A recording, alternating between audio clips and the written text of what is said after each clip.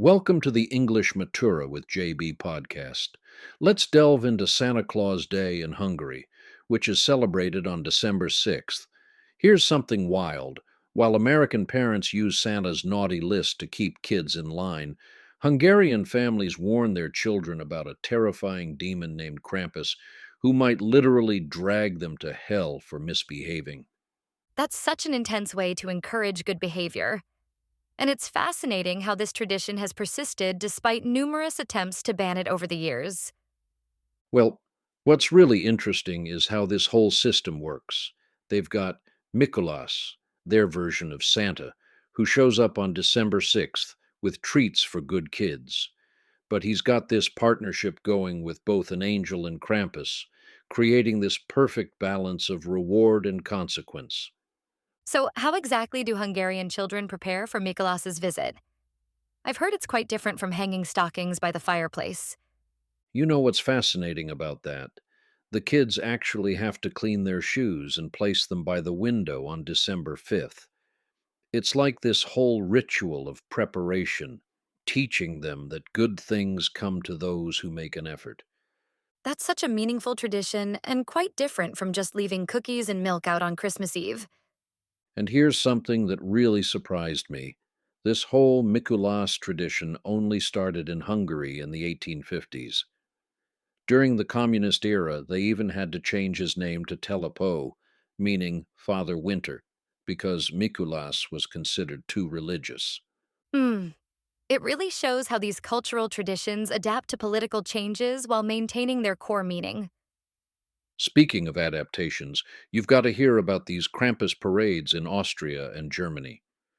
Picture this: grown men dress up as terrifying demon creatures, have a few drinks, and then chase people through the streets while carrying switches. Well, that sounds absolutely terrifying. Though I suppose it's not too different from our haunted houses around Halloween. The thing is, it's actually part of a broader tradition where St. Nicholas isn't just about children. In Hungary, he's also the patron saint of some pretty unexpected groups, like Palinka distillers, sailors, and merchants. That's such an interesting mix of sacred and secular elements. How do they balance all these different aspects during the actual celebrations? Well, throughout the Christmas season, you'll find people dressed as Mikulás walking around busy streets, and parents often arrange for friends to visit their homes in costume.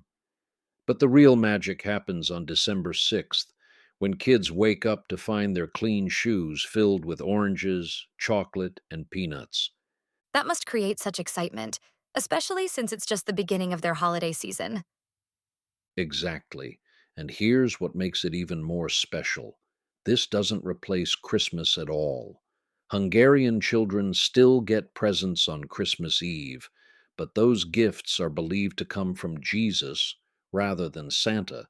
That's really a beautiful way to extend the magic of the season while maintaining distinct traditions.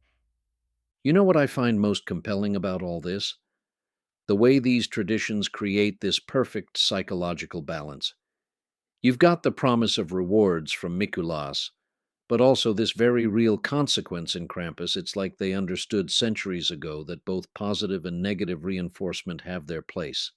That's such a thoughtful observation about human nature and how different cultures approach teaching values to children. And when you think about it, these winter traditions, whether they're shoes by the window or stockings by the fireplace, all serve this deeper purpose of bringing light and community to the darkest days of the year. They're about so much more than just gifts and treats. Well, that's all for today. Take care.